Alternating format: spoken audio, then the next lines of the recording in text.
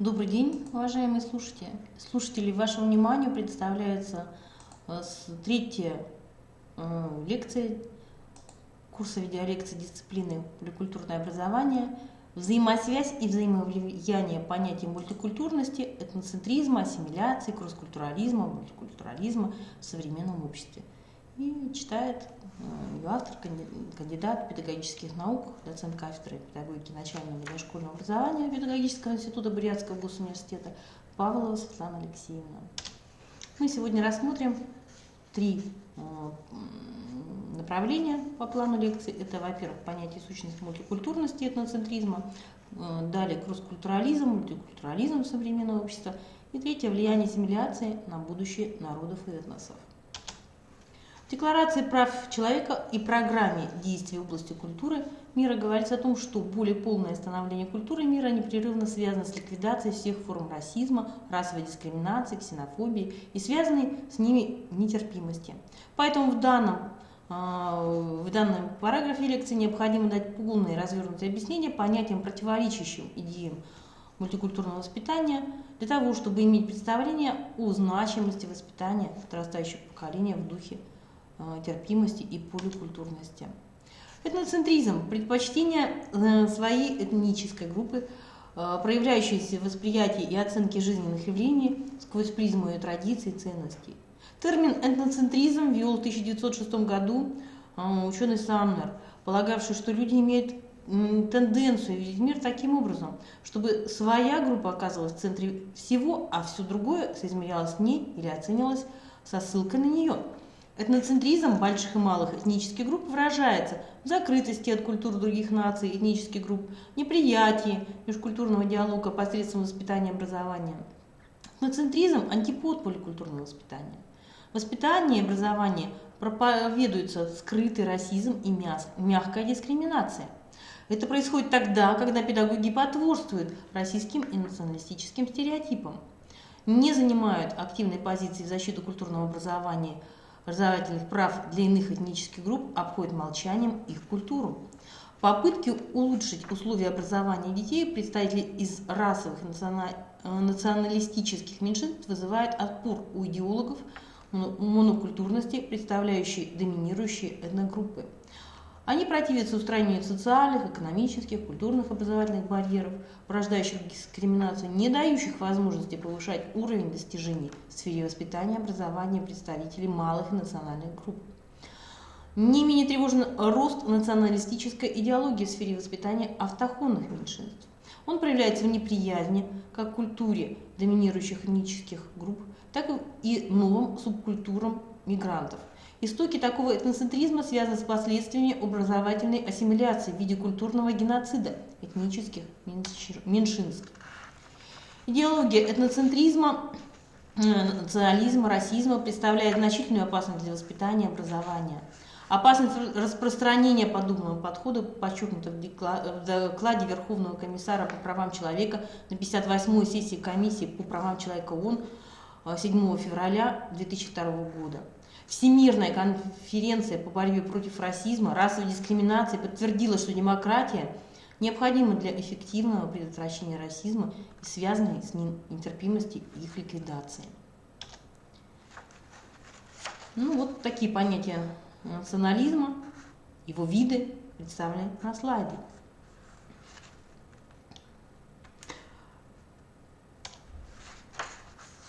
Национализм может быть перерастать в шовинизм и, соответственно, фашизм. Фашизм – это форма расизма, которую мы, собственно, в 20 веке ощутили на себе, и европейская часть населения, и Россия в том числе, когда была Вторая мировая война. Страшное проявление фашизма. Мы видели и в действительности на Нюрнбергском процессе, когда фашисты были осуждены, что также нельзя забывать и современным людям, современным народам разных стран. В каждой культуре приняты свои уникальные модели поведения. Ну вот еще вот один слайд с понятиями, что есть национализм, шовинизм, расизм, геноцид, сегрегация и так далее. В каждой культуре приняты свои уникальные модели поведения, которые кажутся странными представителями других культур. Существует известная истина, что для каждого человека земная ось проходит через центр его родного города или деревни. Американский социолог Уильям Саммер называл этноцентризмом такой взгляд на общество, при котором определенная группа считается центральной, и все другие группы соизмеряются и соотносятся с ней. Этноцентризм делает нашу культуру эталоном, с которым мы соизмеряем все другие культуры. По нашему мнению, они будут хороши или плохи, высоки или низки, правильные или ложные, но всегда по отношению к нашей собственной культуре. Это проявляется в таких позитивных выражениях, как избранный народ, истинное учение, сверхраса, негативных, отсталые народы, примитивная культура, грубое искусство и так далее. Этноцентризм сплачивает группу, оправдывает жертвенность и мученичество во имя ее благосостояния. Без него невозможно проявление патриотизма. Во-вторых, этноцентризм – необходимое условие проявления национального самосознания. Этноцентризм может быть искусственно усилен в какой-либо группе с целью противостояния другим группам при конфликтном взаимодействии. Возможно и крайнее проявление этноцентризма, которые мы рассматривали на предыдущих слайдах: национализм, презрение культурным других обществ и, соответственно, фашизм. Если члены одной социокультурной, социальной группы будут рассматривать культурные обычаи, нормы других групп с точки зрения этноцентризма, то прийти к пониманию взаимодействия очень сложно. Поэтому существует подход к другим культурам, который смягчает действие этноцентризма и позволяет находить пути к сотрудничеству и взаимному обогащению культур разных групп. Одним из таких подходов считается культурный релятивизм. Самый рациональный путь развития и восприятия культуры в обществе – это сочетание черт этноцентризма и культурного релятивизма, когда индивид, испытывая чувство гордости за культуру своей группы или общества, высказывая приверженность основным образцам этой культуры, в то же время способен понять другие культуры, поведение членов иных социальных групп, признавая их право на существование. Американские психологи Брауэр и Кэмпбелл выделяют основные показатели этноцентризма: восприятие элементов своей культуры, норм, ролей, ценностей, как естественных и правильных, а элементов других культур как неестественных и неправильных. Рассмотрение обычаев своей группы в качестве универсальных. Представление о том, что для человека естественно сотрудничать с членами своей группы, оказывать им помощь, предпочитать свою группу, гордиться ей и не доверять, даже враждовать членами других групп. Анализ проблемы показывает, что этноцентризм – неизбежная часть нашей жизни, нормальное следствие социализации при общении человека к культуре. Более того, как и любое другое социально-психологическое явление, этноцентризм не может рассматриваться как нечто только положительное или только отрицательное, а ценностное суждение о нем неприемлемо.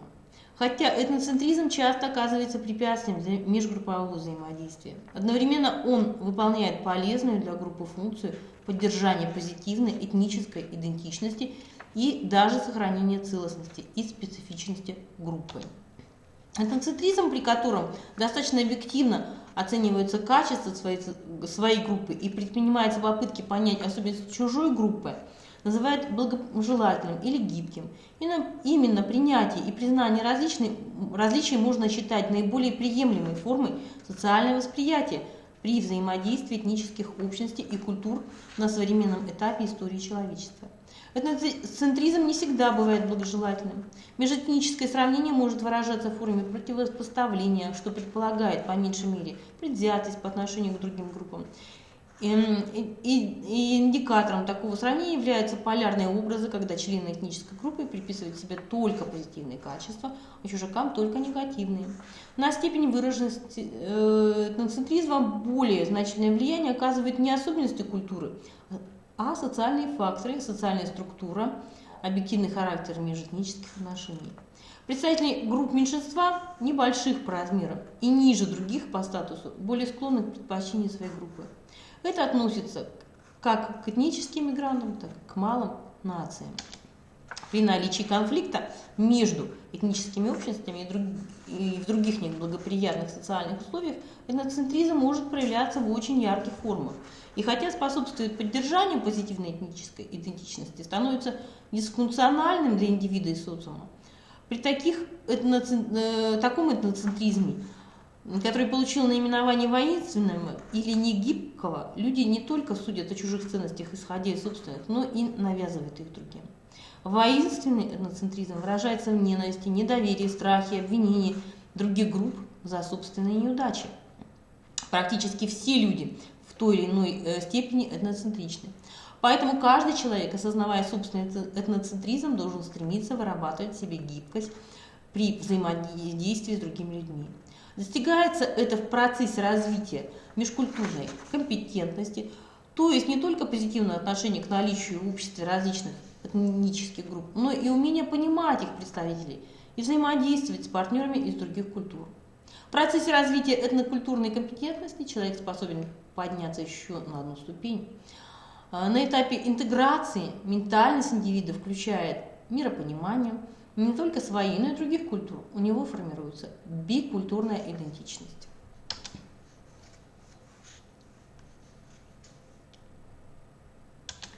Межкультурная коммуникация, общение, осуществляемое в условиях столь значительных культурно обусловленных различий в коммуникативной компетентности его участников, это что эти различия существенно влияют на удачу или неудачу коммуникативного события. Под коммуникативной компетенцией при этом понимается знание используемых при коммуникации символьных систем и правил их функционирования, а также принципов коммуникативного взаимодействия. Межкультурная коммуникация характеризуется тем, что ее участники при прямом контакте используют специальные языковые варианты и дискуссивные стратегии, отличные от тех, которыми они пользуются при общении внутри одной или той же культуры. Часто используемый термин «культурная коммуникация» обычно относится к изучению некоторого конкретного феномена в двух или более культурах и имеет дополнительное значение, сравнивая коммуникативные компетенции обучающихся представителей разных культур. Кросс-культурализм обуславливает равенство и многообразие культур, самоценность, их значимость, роль их интеграции в целях успешности, идентификации и адаптации личности в иной культуре. Так, реализация принципа культуросообразности чаще всего зависит от исторической эпохи и потребностей общества, особенностей развития человеческой личности. Основными условиями реализации развития принципа культуросообразности в образовании являются соотносительность динамики культуры и личности, существующей в конкретной среде, феномен культурных начал, которые существуют в любых культурных процессах и явлениях, выражаются в их определенности, качестве, развитости как социального явления. Особые механизмы культурного саморазвития личности, обстоятельства жизнедеятельности системы, личность, социальной общности общества, нормы и требования, регулирующие их взаимосвязь. Таким образом, коммуникация, сложный, символьный, личностный, трансакционный и часто неосознаваемый процесс, который с необходимостью является неточным. Коммуникация позволяет участникам выражать некоторую внешнюю по отношению к самим участникам информацию, внутреннее эмоциональное состояние, а также статусные роли, в которых они пребывают друг относительно друга. Социокультурная, этническая и иная неоднородность общества нередко порождает разного рода напряженности, конфликты, которые разрушают социальное единство общества и угрожают самому его существованию. Поэтому все общества всегда стремились и искали пути, способы и модели максимальной однородности. Первой такой моделью является ассимиляция. Она предполагает полное или близкое к тому поглощение меньшинств в более широкой, доминирующей культурой и этнической общности. Наиболее ярким примером в этом плане может служить Франция, например, которая до недавнего времени выступала практически единственной среди крупных европейских стран как гражданская монокультурная нация, как настоящее государство-нация. Это стало возможным благодаря тому, что Франция в течение длительного времени, особенно начиная с Великой Французской революции, проводила продуманную и целенаправленную политику культурного универсализма, стремясь нивелировать этнические и языковые различия, построить светскую и гражданскую республику. Вторая модель основана на интеграции, которая предполагает сохранение каждой этнокультурной общности своей идентичности. В то же время она опирается на строгое разделение между общественно-политической и частной сферами. Первая сфера покоится на принципе безусловного равенства между всеми членами общества как гражданами. Вторая охватывает культурные, этнические, религиозные и другие измерения, считая их частным делом отдельного человека. Следует отметить, что и в этом случае, как правило, проводится политика, направленная на стирание культурных, этнических, языковых различий, хотя делается это не всегда открыто. Придерживающиеся второй модели государства называют этническими нациями. Их примером может служить Германия. Третьей моделью мультикультурализм в известной мере можно определить как попытку преодоления предыдущих некий третий путь решения культурного и национального вопроса. Такая модель стала абсолютной для Канады и США. Мультикультурализм или мультикультурность представляет собой относительно недавнее явление. Он возник в 70-е годы XX века в Канаде и США и стал влиятельной третьей моделью решения сложной проблемы, связанной с культурной, этнической, расовой, религиозной разнородностью государств, составляющих абсолютное большинство в мире. Только 10% стран могут рассматриваться в качестве культурно однородных и монокультурных. Некоторые авторы считают, что и эта цифра является завышенной. Среди факторов, вызывающих культурное разнообразие, выделяются этнические и религиозные различия, подъем индивидуализма и закат традиционного морального консенсуса, иммиграция и глобализация. Рассмотрим более подробно суть некоторых понятий в данных моделях. Что есть ассимиляция? Относительно в целом понимается как уподобление, слияние, усвоение или растворение. В антропологии слияние одного народа с другим, с утратой одним из них своего языка, культуры, национального самосознания, как-то так понимается понятие ассимиляция. Ассимиляцию может также называют этническим поглощением или растворением.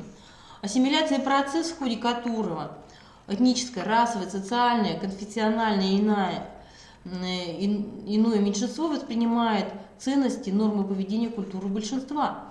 В широком смысле под ассимиляцией понимается процесс, в ходе которого две или более группы, ранее различавшиеся внутренней организацией, ценностными ориентациями, культурой, создают новую общность, в которой происходит смена групповой самоидентификации, утрачивается ощущение своей самобытности, специфичности.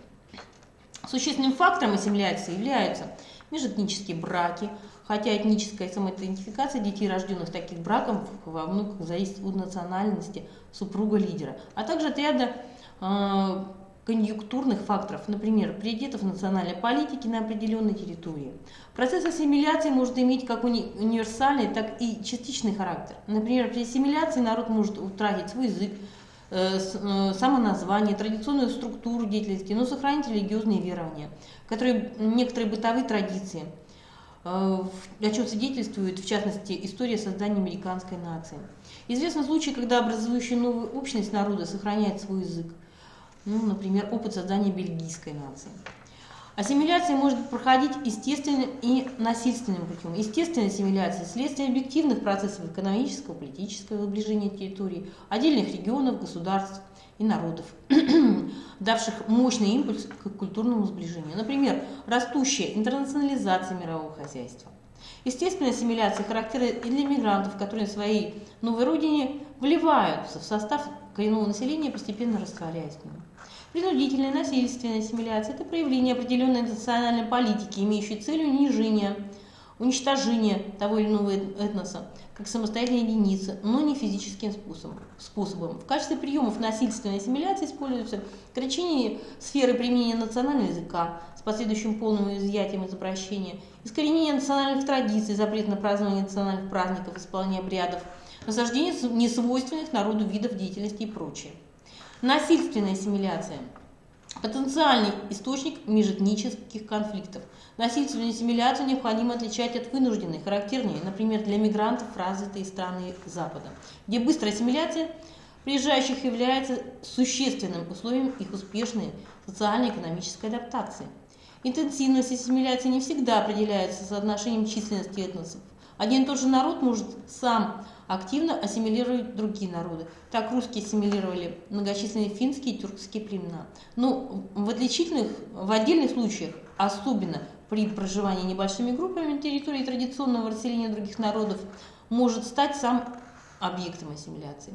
В глобальном плане всю историю человечества можно представить как процесс ассимиляции народов, объединения бесчисленных племен и в ограниченное число этнических групп народов, наций и народностей. В России ассимиляционные процессы носят взаимный характер, хотя являются избирательными относительно разных этнических групп. Усиление ассимиляции происходит в период стабильной общественной жизни, межэтнические конфликты снижают динамику развития процесса ассимиляции. Еще одно понятие мультикультурности. Этнокультурная общность и идентичность. Применительно к нации может выступать как национальная идентичность, социокультурность социальных норм, совокупность социокультурных норм. Включает в себя национальный характер, а субъективная составляющая, как национальный менталитет, включает мировоззрение и мироощущение. Мировоззренческие основы национальной идентичности также подверглись и подвергаются серьезным изменениям. Засоряется язык, размывается, искажается коллективная память, формируется мировоззренческий плюрализм. Основой упрочения идентичности должно стать понимание национальных интересов, без чего достойное существование нации оказывает весьма проблематичным явлением. Ясное осознание своих подлинных интересов гражданами России особенно важно для выхода страны из состояния кризиса в период опускания железного занавеса между Россией и Западом. Коренные национальные интересы должны быть положены в основу национальной идеологии, национального права, последовательно проводимой национальной политикой. Главный национальный интерес, соблюдение которого является высшей обязанностью государства, есть достойное существование каждого гражданина и всей нации в целом. Пока же следует принять, что Конституция Российской Федерации нет отражения основного национального интереса. Во второй статье есть некоторое демологическое заявление, утверждающее, что человек его права и свободы являются высшей ценностью. Признание, соблюдение, защита прав и свобод человека и гражданина – обязанность государства. Некоторые считают эту статью самым конструктивным демократическим элементом конституционного строя современной России. Но статья Конституции, которая отражалась бы долговременный, постоянный национальный интерес, может быть сформулирована примерно так. Высшей ценностью в Российской Федерации признается гражданин России, его жизнь, достоинство, права, свободы. Государство обязано создавать и защищать условия, позволяющие каждому своему гражданину реализовать себя как природное, социальное и духовное существо. Итак, прочная национальная идентичность есть необходимое условие достойного существования нации в целом и каждого его представителя в отдельности. Прочность идентичности зависит от объективной, национальной, субъективной компонентов. В настоящее время обе основы национальной идентичности оказались серьезно подвержены изменениям и требуют укрепления. Наиболее действенным способом упрочения национальной идентичности следует считать прояснение национального сознания всех граждан относительно их подлинности и подлинных интересов, ее постоянный национальный интерес, как и любой другой страны, и создание наиболее благоприятных условий для развития каждого ее гражданина как природного, социального, духовного существа.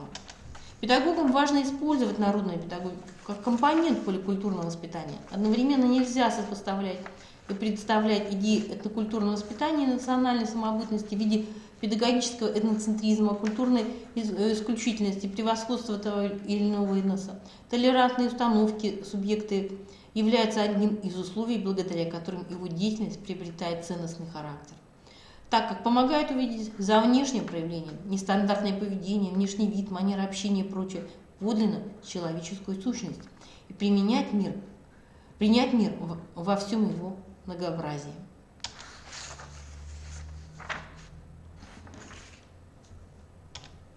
Спасибо за внимание.